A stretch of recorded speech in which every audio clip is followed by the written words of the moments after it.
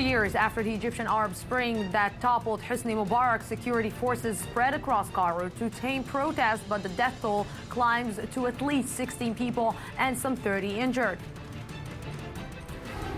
Greece votes in a high-stake election with exit polls showing the radical left's Syriza party set for power and a possible collision course with the European Union. And a day after 30 civilians were killed in East Ukraine, U.S. President Barack Obama vows to step up pressure on Russia, while Russian Foreign Minister Sergei Lavrov says the Ukrainian government is responsible.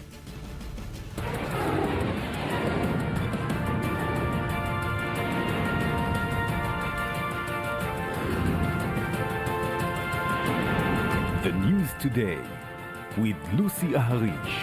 Good evening and welcome to the News Today. Today, 4 years after the Arab Spring, the Middle East is in a vastly different place. On the anniversary of the 2011 uprising that toppled Hosni Mubarak, security forces fanned out across Cairo to prevent a violent revolt. But so far, security sources have reported at least 16 people dead and around 30 injured in various incidents. Some supporters of ousted President Mohamed Morsi gathered around the symbolic Tahrir Square.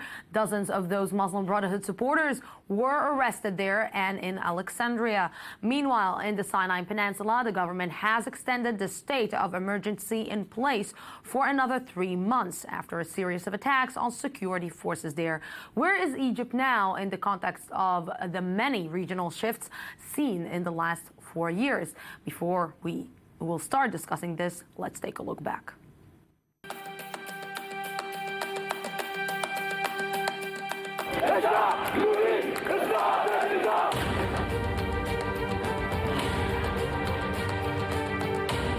إن المصريين جميعا في خندق واحد الآن. احنا كلنا شفنا هنا في 25 وفي 28 المدرعات بتدوس الناس. He must leave his position.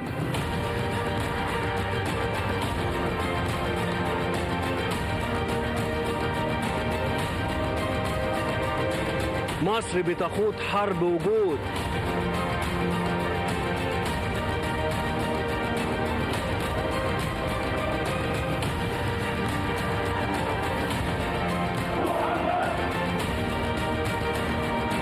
خرجنا بمسيرة نصرة للرسول صلى الله عليه وسلم نطالب بها الجيوش للتحرك لترد الرد الذي تستحقه فرنسا ويستحقه الغرب.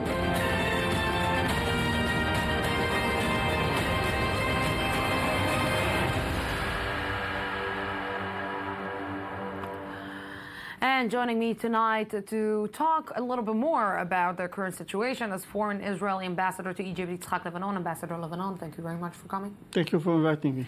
And Professor Uzi Rabi, director of the Moshe Dayan Center of Middle East Studies. Good evening. Thank you very much for coming. So, gentlemen, we're looking at the current situation since 2011, and it seems that we are always saying that the Middle East is different. What the arena is different, and especially with what is happening in the Arab world, especially with what is happening in the Muslim world. And it seems that it's not getting any calmer by the day, but actually going more and more. Just today, at least 16 people, 15 people were killed in Egypt just to go out and have a small protest. What is going on here? Probably the exception will be Tunisia, probably, but leave it alone. Yes. Let's see what's going on, in Egypt. Look, something bad is going on. We are at the 4th year of the revolution, and I was there during the revolution.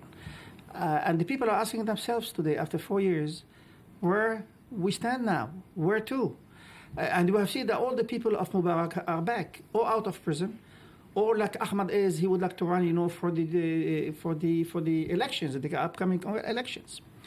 But what bothered me the most is that we have seen since a year and a half ago, when Sisi succeeded to ousted Morsi and to put all the Muslim Brotherhood leadership in prison or in exile, we have seen that the Muslim Brotherhood, including today, they have succeeded in on a continuous and sustained effort to go into the street and to demonstrate against what they call al-inqilab, the coup d'etat.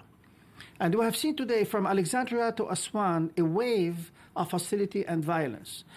still Sisi is in power. Still he controls, the situation, and he enjoy, let's say, the support of a large support of the public.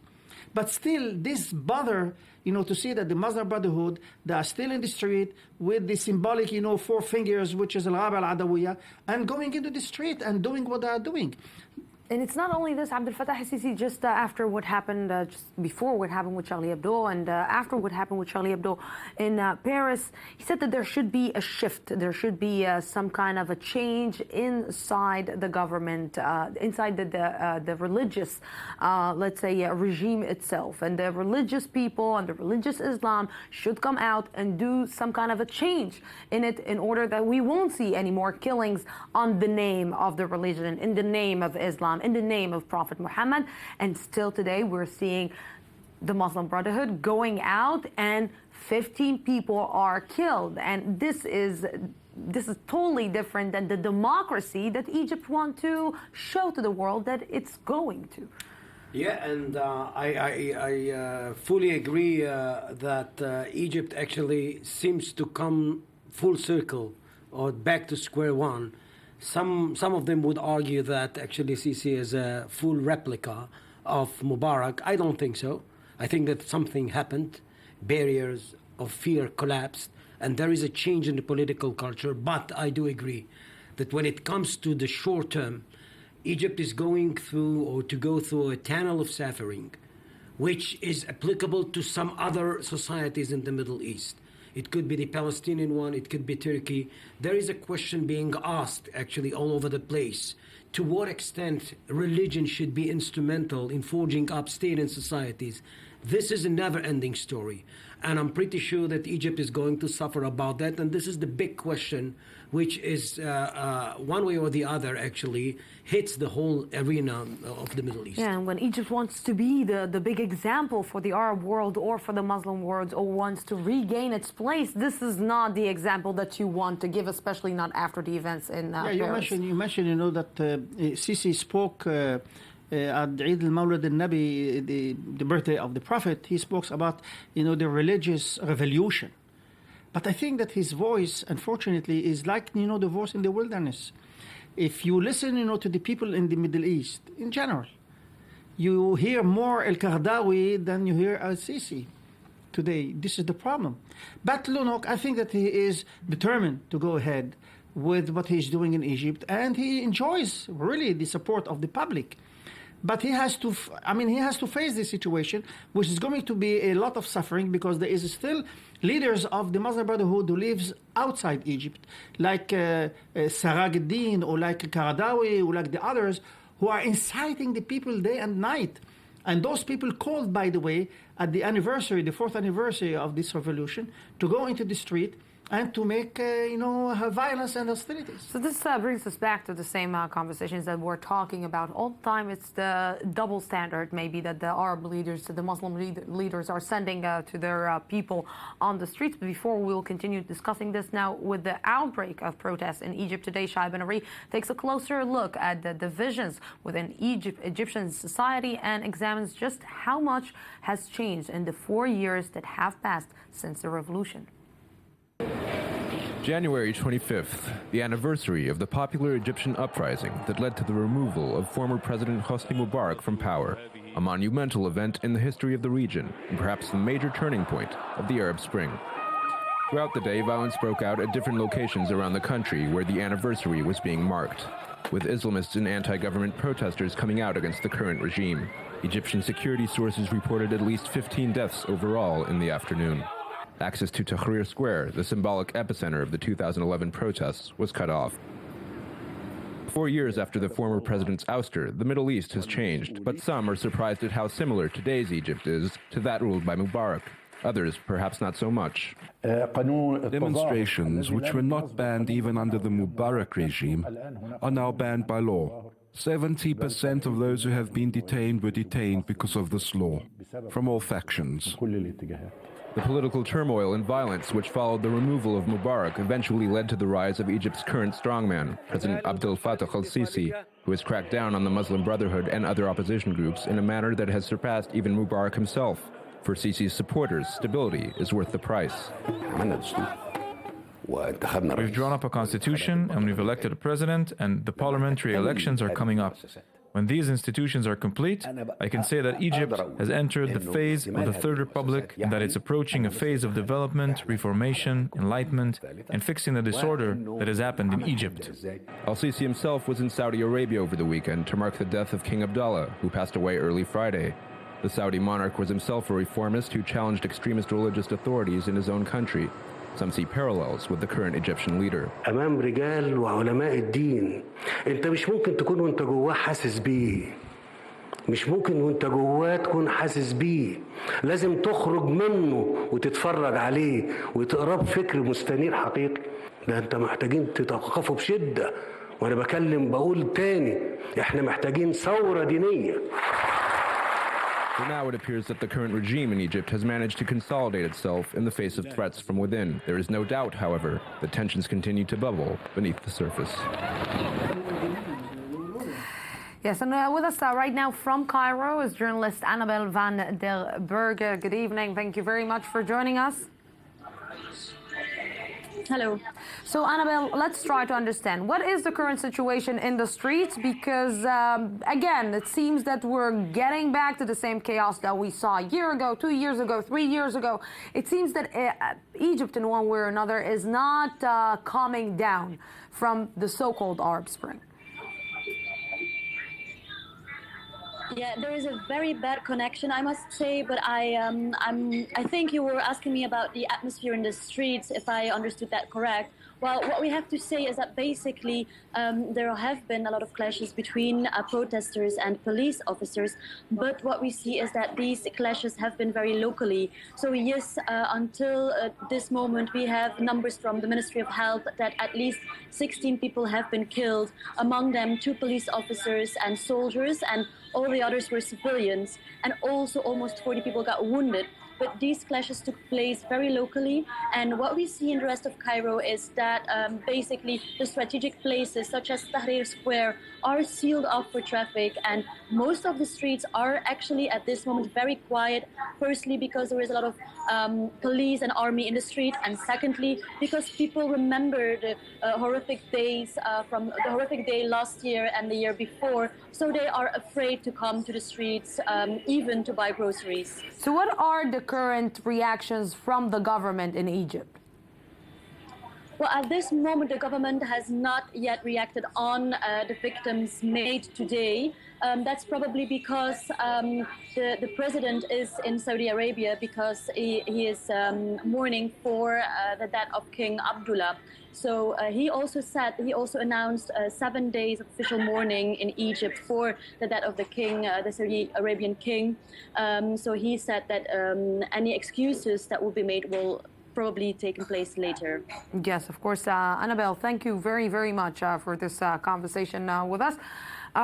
The death of Abdullah, of King Abdullah, is also a symbol to the changes that we're facing here, and it's also going to shift also the changes about who is the next, let's say, the next in one way or another king in the Middle East, who is going to rule the Middle East. And we know that in one way or another, Egypt is going to, wants to gain, let's say, the prestige that it had. And we're seeing that today with everything that is happening. And with what is happening for the recent months, it's not actually getting, and it's like a slow motion. And although we heard today that they're saying that there is a big change and we should wait and be patient about what is happening in Egypt, again, we're saying that the Muslim regimes are not able to send a clear message to their people. The Arab world is not able to send a clear message to its people that this is not the way to play the game in one way or another. Yeah, but I agree with you. But you know what Egypt is experiencing, scientifically put, is what we call post-revolutionary fluctuations. Revolution is not kind of an easy pace. I mean, societies are going actually to have more and more, actually, I won't say chaotic situation as is the case in Syria and Iraq, but basically Egypt is trying actually to adapt or to adjust itself into a post-revolutionary rhythm. I think, though, that the most important thing is this visit which is being paid by Sisi to Saudi Arabia. It's more than that. What we are having in the Middle East, and Sisi declared war on religionists, whether Muslim Brothers or Ansar Bayt al-Maqdis in Sinai. This is something that has to say something for us, because this is a harsh saying. What Sisi is trying to do, and he finds wide and common denominator with other Arab states which happen to be anti-Iran, anti-ISIS, anti-Hamas. You can name Saudi Arabia, United Arab Emirates, Kuwait, Jordan, Morocco. What I think is going on is that these states, especially Saudi Arabia and Egypt, are trying to forge an alliance by which to minimize bloodshed, by which actually to better their politics of survival. They don't think about the Arab world. I have to tell you that Arab nationalism has become kind of a cliche, not something which has real meaning.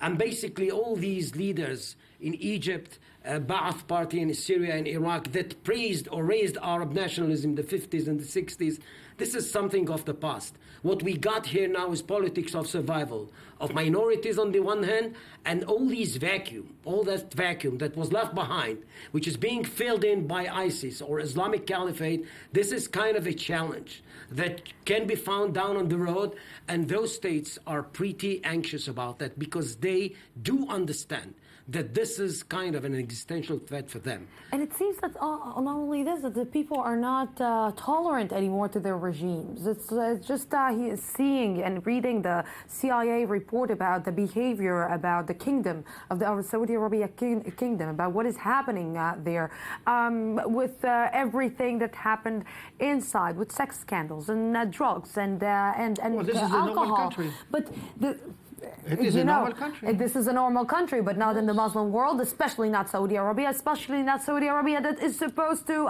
dictate the way that people should and how they should behave according to the religion. So this is what we're seeing, that the people are not believing their regimes anymore. And again, if we're seeing 15 people are being killed only on a protest, it seems that the people are saying, we don't believe you anymore. We will go out and we will do whatever we can.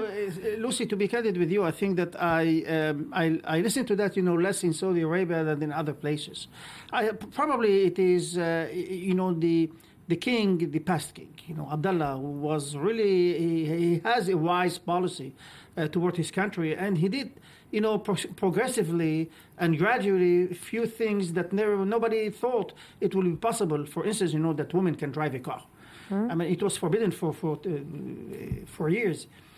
So I think that the people understand, but they do respect. You ask, who is going to be the next king, in this area. Salman is Salman, his brother, and he is sick. He's ill. I mean, everybody knows that he's that way. But I think that what we are witnessing now, this is the good relation between Saudi Arabia and Egypt, which goes into the framework of the undeclared alliance that we see with Jordan, with Morocco and with the others, versus the others, Iran and ISIS and Daesh and Ansar Bayt not Ansar Bayt al-Maqdis, Jaffa al-Nusra. All this, goes in the same stream. Therefore, I think that this kind of undeclared alliance will be strengthened, with the time, because this is an existential interest both for Saudi now with Salman and for Sisi, who is fighting, terrorism in his own land. So explain to me, gentlemen, because just 2 weeks ago, 3 weeks ago, we experienced this horrible terror attack in Paris. 16 people were killed there. Today we're talking about 15 people who were killed in Egypt. The death toll in Syria is getting to 200,000 people. And I don't see any world leaders are coming and parading in the streets of Egypt. I don't see any world leaders are coming and saying, this is freedom of speech. The people who were protesting for democracy, and they wanted to pay their opinion, and people are shutting their mouths. This is not, the double standard is not only in the Arab world, but it's actually in the entire world, especially in the West world. So this freedom of speech that we're talking about, shouldn't it be applied on also the Arab world? If we want to behave and we want to be part of the big world, we should behave like that. That is the story of history in this region. it was the West actually who tried actually to orchestrate the whole Middle East from the beginning 100 years ago. I think that today, 2015, what the West actually has come to internalize, to realize that the whole machinery of nation states in the region has failed. People are getting back to their primordial identities or religious identities, and basically I guess that Europe and the United States do understand there is nothing to be done in the short term for the chaotic situation in Iraq and Syria. There are no states there anymore. The whole panorama has been changed, and basically everybody is thinking of, as I said before, minimize bloodshed or better his politics of survival. I don't see any worldwide unified force that would seriously deal with ISIS, which this is the main thing that should be seen or done. I don't see them actually coming up together with kind of one hand and crashing or having kind of a smashing this threat, which is not to be taken geopolitically or militarily speaking. What ISIS is bringing in is a bad atmosphere, which is being internalized, and many young people in the Middle East and out of the Middle East are being inspired of. And basically this is something that brings in all of us to what we call intercivilizational clash. What we have to do is to make sure that we are going to marginalize them. If the West doesn't understand that, it would come to Europe, it would come more than that. And basically it's already coming to Europe. What happened in France is kind of a lesson to be learned, because this is something that has to be taken care of in the Middle East, where ISIS actually has managed to build up a caliphate, and an Islamic caliphate.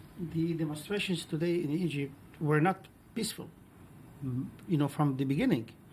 It was allowed by the government, by the police, and by the security, and by the authorities. But the Muslim Brotherhood, they turned it into a violent hostilities. So this is why the reaction coming from the police, and why we have these casualties. So, I mean, you cannot ask now François Hollande to come to Cairo and to go into the street, against or in favor of the freedom of expression or the freedom to protest, because they received the okay, but they turned it into a violent one. The problem is how Egypt can go out from that situation. We heard Amr Moussa now, speaking. It's correct that they had a new president, they had a new constitution, and probably in the month or two, they will have a new People's Assembly, which is the parliament. The problem is how Sisi will include all elements, including the Muslim Brotherhood, into this dialogue in order to be part of this peaceful process. This is the big question. So let's go to the telephone to Ramallah. With me from Ramallah is Dr. Abdullah, member of the Fatah Revolutionary Council. Good evening. Thank you very much for joining us. Hello, good evening. So, Dr. Abdullah, let's try to understand about, in the name of freedom of speech, in the name of democracy, in the name of the place that we want to get to in this region, why to prevent the publishing of Charlie Hebdo in this region? Listen, you're saying something that is to us very attractive, but what is more important for me as a Palestinian is not publishing one book here or giving a speech in the Hyde Park there. What is more important for me is to be free to move, free to live, free to go to school, free to go to the market, free to visit Jerusalem. That's what's important. There is an occupation that is, all Palestinians are obsessed with this, and they wanted to get rid of it. Offered all what they can in order to rid this region of the root cause of all tension and instability. Yeah, but the freedom of one, the freedom is one is preventing the freedom of other. We've been confronted with rockets, with assassination, with displacement, demolition of houses, and the other thing is like a legal thing. Okay, if we want to talk and to take it about again about, let's say, like you're saying, the occupation and what is happening, and if we're talking about Charlie Hebdo was one of the pro-Palestinian papers or let's say, any magazines in Europe that were pro-Palestinian. So to prevent this and to prevent in the name of and demonstrate against this is something that I cannot understand, because to prevent to accept your freedom or to respect your freedom, you're preventing mine. Here you came to the exact point. Your freedom and mine, there is a line that divides them. If you infringe on my freedom, it means you are causing me to lose. Desecrating or demonizing the symbol of Muslim religion, the Prophet, is not, I don't believe it is a freedom of expression. It is infringement on the rights of the others. But Dr. Abdullah, are we, both of us, Dr. Abdullah, are we both of us, Dr. Abdullah, are we, both of us, as Muslims, are we pro-murder and killing and terrorizing people in the name of Prophet Muhammad? Absolutely not. But this is not. So why I should give up to these terrorists? Why I should give up to these extremists who are telling me not to publish it? Who are criminals, and no one dispute their criminality. But now you are infringing on a symbol of belief, of creed, to 1.5 billion people. This is not the right of expression. This is a right of infringing on the right of the others. But this is the responsibility of us as people. But this is the responsibility of you, Dr. Abdullah. This is the responsibility of you, or the responsibility of me as people who have power to actually go out and start re-educating people and to tell them that in the name of religion you cannot kill people. That is, no one disputes that. No one does not. One wrong doesn't justify the other. But because something wrong is done, doesn't mean that you are justifying the others to do a criminal act like this. This is infringement on my freedom of religion, yes, and my freedom of belief, of creed. So your freedom ends when my freedom starts. Yes, Dr. Abdullah, unfortunately, we don't have any more time. Thank you very much for this. Gentlemen, thank you very much. Unfortunately, I don't have enough time for you to react, but thank you very much. We did not discuss Charlie Hebdo now. Yeah. Thank you very, very much for being with me. We're going out for a small break, 2 minutes, and then we will be back.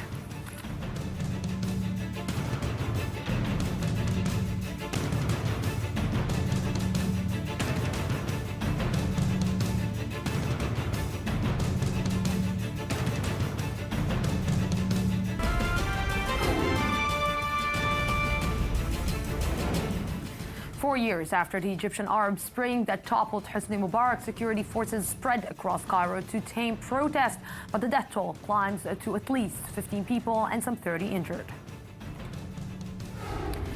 Greece votes in a high-stakes election. An official in the country's governing conservative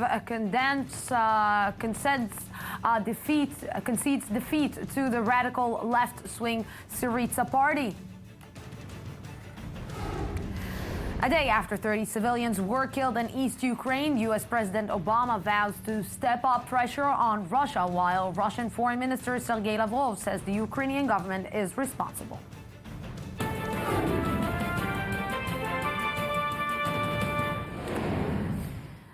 Welcome back to the news today. In a high-stakes election, Greece voted today with hopes to set their battered country on a path out of recession. An official from the ruling conservative has now conceded defeat to the radical left-wing Syriza party. And in third place, neo-Nazi party Golden Dawn is in a tight race with pro-European party to Potami. More from I-24 News reporter Shahal Peled. 50% unemployment among young people, a 240 billion euro bailout and a massive 320 billion euro debt. All those numbers have pushed Greece into one of its most historic elections to date. People are fed up. They are hungry, literally hungry. I'm 72 years old and all I have in my pocket is €7. This snap election was triggered by Parliament's failure last month to elect a successor to the president, but it also is a result of ongoing disappointment from the current administration. Left-wing leader Alexis Tsipras has promised to change all that and bring in a government which will roll back painful austerity measures imposed during the years of economic crisis. Greek people will regain social cohesion and dignity. And the message is that our common future in Europe is not the future of austerity. It's the future of democracy, solidarity and cooperation. Tsipras promises a new beginning for Europe, but the 9.8 million Greeks eligible to vote hope a fresh start will begin with their battered economy, which suffers from the second highest public debt in the world. Although gradually emerging from recession last year, thousands of businesses remain closed and wages and pensions have been slashed, leaving many Greeks with cautious optimism. I voted for someone that I believe will help this country, who I believe will do something for us, the middle class, because I think that those who have been hurt the most have been the middle class. Tsipras aims at raising the minimum wage, cutting power prices for low-income families and reversing pension and public sector pay cuts. But while his Syriza party is expected to form the biggest group in the 300-seat parliament, it is unclear if he will be able to govern alone or will have to form a coalition with one or more of the smaller parties. After the vote, there are 3 days in which to form a new government with an aim of changing Greece's dire financial status. And with me now on the line from Athens, Greece, is journalist Victor Eliezer. Good evening. Thank you very much for joining us. Good evening. So, Victor, what can we learn from the results today? First of all, Greece today is a different country, a different state than Greece of yesterday. It means that the leftist party of Mr. Alexis Tsipras has got an historic win. And it's the first time that a leftist party will form a government in Greece. This is the first thing. The second thing is that today Greeks feel at least that they have a hope, although many experts have doubted him, Mr. Tsipras, can implement what he had promised during the last 4 weeks. So isn't the situation, Victor, a little bit, let's say, complicated? Because from one side we're seeing that the extreme left is winning, and from the other side we're seeing that the neo-Nazi party is actually in a close race, also the Golden Dawn. So what is exactly does it mean? This is exactly the second problem here in Greece, because if we are talking about an historic day because of the leftist win, so we have another day, an historic day of shame. Why? Because the neo-Nazi party, the Golden Dawn, if it gets the third place of the political map in Greece, so President Papoulias, within a week, has to call them to try to form a new government if Mr. Tsipras and Mr. Samaras, the conservative leader of Nea Demokratia, fail to form a government.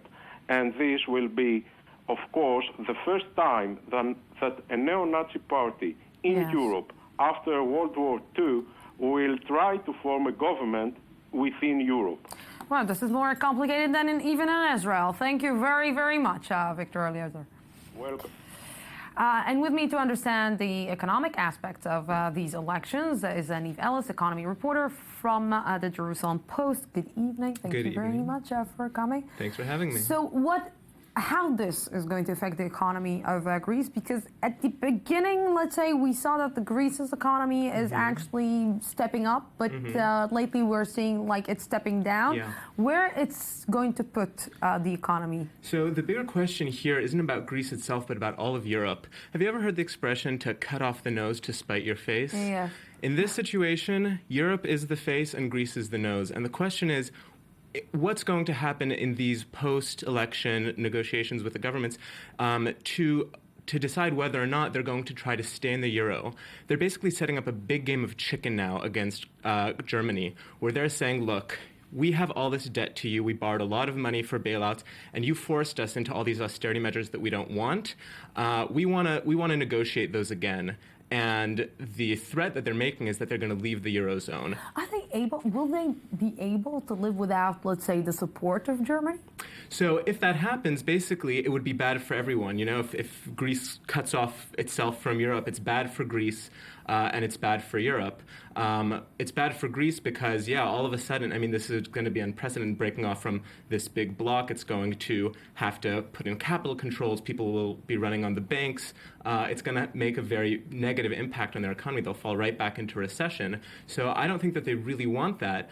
But the rest of Europe doesn't want it either. So the question is, who doesn't want it more? And that's this game that they're playing where they're both threatening to basically let the other one, to let Greece fall. Greece is saying, if you don't let us have better terms than we already have on our debt, we're going to quit the euro. And Europe is saying, well, if you don't pay what you owe us, then we're going to let you quit the euro. So if they quit the euro, what does it mean to Greece and what does it mean to Europe? Because this is a big mess. Yeah, so first of all, I just want to say again that the chances of this happening aren't enormous. People think they're about a 25% chance because even with this big win, he has to go into a coalition government, and hopefully they'll temper their claims. So it is going to be this negotiation. But if they fall off, it's going to be very bad for Greece. And the other thing that's interesting is the reason that Germany is so worried about Greece falling off the map is that Greece isn't the only weak one in Europe. So the idea is, well, if they are going to get better terms, can do a domino effect. Why not Spain? Why not Portugal? Why not Cyprus? And there is a similar party that's polling very well in Spain, so everyone's watching very closely. Yes, and we will be watching very closely too because it's really close to us. Thank you very, very much for this. Thank you. And now to Ukraine, still reeling from rocket fire that left at least 30 people dead in the eastern city of Mariupol this weekend after blame turned to Russia. Once again, Russian Foreign Minister Sergei Lavrov had a clear response to his American counterpart John Kerry, saying the escalation is a result of constant firing by Kiev troops. I-24 News reporter Uri Shapiro with more. Ukraine, where do we go from here? This question is probably in the forefront of the world leaders' minds today, a day after the brutal attack in the eastern city of Mariupol, which killed at least 30 people. The head of the self-proclaimed Donetsk Republic said the rebels launched an attack on Mariupol to commemorate those who died in the Donetsk bus station last Thursday. Ukrainian President Petro Poroshenko condemned the attack and called for a new peace initiative in the region. Regime of steady ceasefire, release of Ukrainian hostages who are illegally detained both on temporary occupied territory and on the territory of the Russian Federation, closure of the border, withdrawal of foreign troops and the start of political process of de-escalation and solutions remains our key priority. US President Barack Obama also expressed his concern about the situation in Ukraine while visiting India Sunday. Obama said his country will continue to isolate Russia and he will examine options short of military confrontation. The question is going to be whether they continue to pursue a path that not only is bad for the people of Ukraine, but is bad for the people of Russia. And are we able to continue to raise the costs even as we're creating an off-ramp diplomatically that eventually the Kremlin starts pursuing a more sensible policy. With the new assaults in Mariupol and Donetsk, the death toll in this 9 months conflict now exceeds 5,000. And even as world leaders become deeply involved, tension in the region remains high. Yes, an EU foreign minister is going to hold a special meeting on Thursday about the deteriorating situation between Russia and Ukraine. And right now with us to understand a little bit more is Vladimir Solohub, joins us from Kiev. Good evening. Thank you very much for joining us. Good evening. Good to be with you. Good to be with you again, Vladimir. So try to explain to me. This one is blaming the other. Russia is blaming Kiev. Kiev is blaming Russia. What is going on? Who is the one to blame? Because apparently from what we're seeing right now, both of them have a lot to do with the current situation. Well, of course, the situation is very complicated in the eastern Ukraine, but we also have to remember that there is technically the ceasefire deal, which was signed back in September in Minsk, is still in place.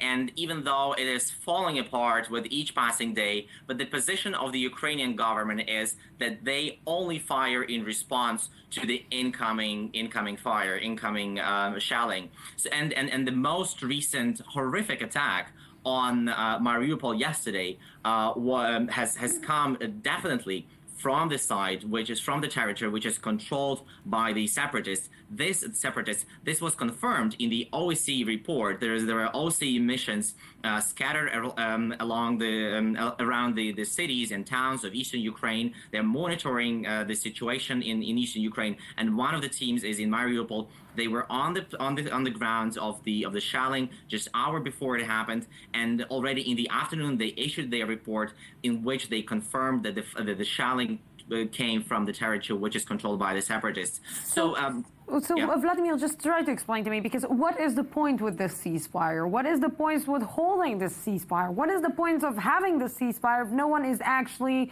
standing and keeping their promises? Well, this ceasefire is necessary for both sides to at least stop them from gaining new ground. Either for the Ukrainians to take back the territory which was occupied by the separatists, or by the separatists, which have the significant part of Ukrainian territory, from advancing further into the Ukrainian territory. However, we have just heard the separatist leader, Mr. Zakharchenko, calling to his comrades, to his colleagues, to make the advancement on Mariupol, which is the Ukrainian city. So even though this ceasefire deal is in place, even though it's supposed to stop the parties, it's not really working in recent days. Yes, Vladimir, I have the feeling that we will have you again and again this week, and it will be good for us, and I think good for you. Vladimir Esolov, thank you very much for this. Thank you. Yes, and now we are continuing to Syria. Syria's ambassador to UN will head to government's team to end the Syrian civil war in a new round of peace talks in Moscow to be held from January 26th until 29th. The talks follow two previous rounds in Geneva, which ended without success. Meanwhile, the civil war that has claimed the lives of an estimated 200,000 people is ongoing. Ayman Sixik has more. Syria's United Nations ambassador will head the government team to peace talks due to open in Moscow Monday. But the delegation will not join the talks until Wednesday, after 2 days of preliminary discussions among opposition participants. In January this year, the United Nations' official position on a potential end to Syria's conflict remained ambiguous. There is a lot of distrust, and that is causing a lot of problems because no one wants to move first. And there needs to be simply one thing: a freeze, a stopping of the fighting. Just 1 day prior to the UN statements, Russia was careful not to stir up hopes ahead of the talks. I wouldn't make any far-reaching conclusion or prognosis now. Let's see who really will be ready to come to Moscow. In any case, our feeling from communicating with various opposition groups is that there is an understanding of necessity of such a meeting. Lavrov's caution now seems reasonable, as the main exiled Syrian opposition alliance, the National Coalition, has announced it will not attend the Moscow talks. But what about Bashar al-Assad? The Syrian president may well be the only beneficiary of the preliminary and somewhat vague Moscow talks. With the Syrian conflict now approaching its 4th anniversary, diverting Washington's focus away from removing Assad, Russia has seized the opportunity to present the Syrian leader as the only alternative to victory by Islamist extremists. And where does Assad stand in this tug of war? We are confident that any Russian diplomatic initiative will be based on the principles of respect for our national sovereignty, the Syrian president declared. Yes, and U.S. President Barack Obama arrived this morning in New Delhi, and already an apparent breakthrough. Obama and Indian Prime Minister Narendra Modi announced they've reached an agreement on civilian nuclear power after extended deadlock. The U.S. and India signed a landmark deal in 2008, giving India access to civilian nuclear technology, but it has been held up on U.S. safety and liability concerns. The so-called breakthrough is set to lead to stronger cooperation between the nations. Nigeria's military has successfully repelled an attack by suspected Boko Haram militants on the Borno state capital, a crucial win that comes as U.S. Secretary of State John Kerry visits the country. More from Gabi Weiniger. Once a bustling city centre, Maiduguri in northeast Nigeria has been waiting in fear of a militant attack for months, ever since Boko Haram began seizing towns and villages in the north. On Sunday, hundreds of suspected Boko Haram militants went on a rampage, attempting to invade the Borno state capital and another town, Mongunu, some 60 miles north. The military claimed on Twitter that its troops were repelling simultaneous attacks, responding with airstrikes and imposing a curfew on the city's some million inhabitants. Many of those had sought refuge in Maiduguri after fleeing their homes, pillaged by Boko Haram just months before. Details of the ongoing clashes are still sketchy and come as locals mourn 15 villagers slaughtered by Boko Haram in nearby Kambari just the day before. Also on Saturday, President Goodluck Jonathan visited this very city, vowing to defeat the Islamist fighters. We must surely conquer Boko Haram. We must surely return Borno State to what we know as a peaceful state, a state of peace. Beating Boko Haram will be his main rallying cry ahead of the elections on February 14th. And US Secretary of State John Kerry is in the country to discuss efforts to combat the group. Kerry is the first US diplomat to travel to Nigeria in almost 3 years, but he'll be in Lagos, more than 1,000 miles to the south and far from the fighting. America's line is that Nigeria is ready to hold elections as scheduled and will urge the country to accept the results without violence. But as long as Boko Haram continues to carve a path of destruction in their efforts to establish a caliphate, peace and unity for Africa's third largest economy may continue to evade.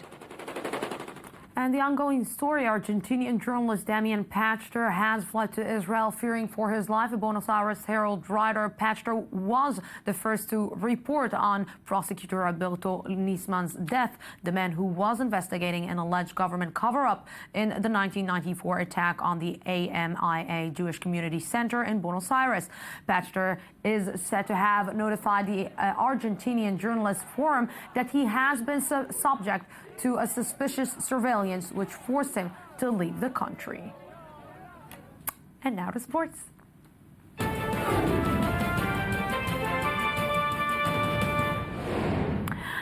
with me is the host of I-24 News Sports Magazine, Jonathan Regab. Good evening. Good evening. How are you doing? No, how you doing? How you doing? I'm doing all right. You're okay? Yes. All good? Yes, thank you very much. Yes. England, FA Cup. I just wanted to ask you, how did you start the week? But I see that you started the week not so good. With the FA Cup. Insane what has happened this past weekend. Chelsea, Premier League leaders, they're out of the FA Cup. Manchester City, second place, they're out of the FA Cup. Southampton, third place in the Premier League, they're out of the FA Cup. Good thing, fourth place, Manchester United met a team from the 4th division, so they managed a goalless draw and they have a replay. We're seeing Manchester City, they lost at home to Middlesbrough from 2nd division. Who's going to play at the end of the day against who? All the teams from the lower teams. I love that, by the way. I love the cup competitions because all the teams, we call them Cinderellas from the lower divisions. They go up. Chelsea was leading 2-0 at home against 3rd division Bradford. They lost 4-2. Middlesbrough, as we're seeing here, they beat Manchester City. Crystal Palace, they beat Southampton. Manchester United could not beat Cambridge Town from the 4th division. You gotta love the FA Cup. And we gotta love Cinderella stories. Yes, we do. But you are not a Cinderella. Am I not? You are Prince Charming. My mom always tells me I was. You're Prince Charming. So let's talk about Super Bowl. Super Bowl is in a week. No one's talking about the Super Bowl. Everybody's talking about that deflated ball incident with the Patriots last week. Did they deflate 11 of their 12 balls? That's what they're saying. Why would they do that? Because it gets a better grip. So what did the Patriots do to confront the situation? They said Tom Brady. He's the American hero. Their quarterback. He tried to make things look better. It didn't really work. Even at the White House, people are making fun of him. Let's see what I'm talking about. Not nice. I didn't, have any, I didn't alter the ball in any way. I have no explanation for it. I don't know what happened between the time that I touched it, and I have no knowledge of anything. I have no knowledge of any wrongdoing of any. I think there's a lot of people that have more information than me. For years, it's been clear that there was no risk that I was going to take Tom Brady's job as quarterback of the New England Patriots. But I can tell you that as of today, it's pretty clear that there's no risk of him taking my job either. Really, the White House is really allowing themselves to laugh at anyone? First of all, yes. Really? And yes, they do. Maybe someone is in a situation which is worse than them. But I'm telling you, want to tell Tom Brady or pretty boy go out there to speak? That's fine. Tell him to go. Only give answers. Don't say, well, I don't know. Some people have better answers than me. I'm not sure. Nothing happened. Speak. Speak. Isn't it like men? This is the ultimate answer of men. I'm Prince Charming. I don't know. Okay, so let's before we're finishing, let's go NHA. NHL Super Shot Competition. They have that. Who hits the hardest shot? This is Alex Ovechkin from the Washington Capitals. He hit a shot 101 miles per hour. He thought he nailed it. The strongest shot. Here comes Shane Braw, and he hits 100 miles per hour. 108 miles per hour. That's strong, by the way. That's really strong. He won it. Last shot, winner shot. About the mumbling, yes. It's, again, I'm saying it's really natural for you men to mumble. If you compare with me with Tom, you started mumbling. You compare me with Tom Brady, I'll take it. He's married to Giselle. Jonathan Reagan, thank you very much. Thank you. Yes, and one of the strongest women in Israeli politics is also one of the most controversial ones. Not me, somebody else. Let's see. In the eyes of her admirers, she's a much-needed savior. Her opponents, on the other hand, say she's too vulgar to be a politician. A believer in a strong security policy, but with an uncompromising social agenda. A woman in a male-dominated world, she's one of the most prominent politicians in Israel and one of the most controversial. Shalom, bשורות טובות, בסדר. Miri Regev, the former IDF spokesperson who became the first lady of the ruling Likud party and who, according to most analysts, is likely to be a minister in the next government, is not stopping on her way to the top, but her route there goes via the people. אני לא אותו פוליטיקאי מעונב, מרוחק. I'm not this cold and distant politician who thinks that being a leader means wearing a suit and tie and talking on podiums. No. To me, a leader is someone who understands the people, who listens, who touches the people and those who elected him. And this is what I am doing. Growing up in the southern periphery of Israel, Regev developed a high sensitivity to injustice and knew from a young age that she could not be an idle bystander to events. But her warm and sometimes loud personality and straightforward rhetoric is not something all Israelis relate to, making her a highly criticized character. All of a sudden, there's this woman in the right wing who is both social and security oriented.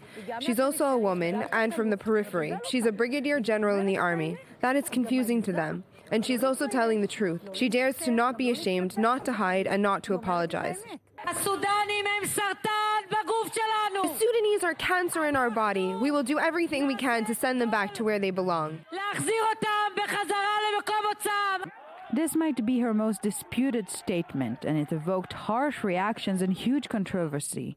Regev was accused of being racist and heartless, but she refused to soften her views and turned the issue of illegal African migrants in Israel into one of her main causes. They want people to be in frameworks, and I came and I told them, I won't be in any frame or structure. And slowly but surely, I turned the lemons into lemonade. But the thing about Regev that both her admirers and her opponents cannot deny is that she knows the people and loves them.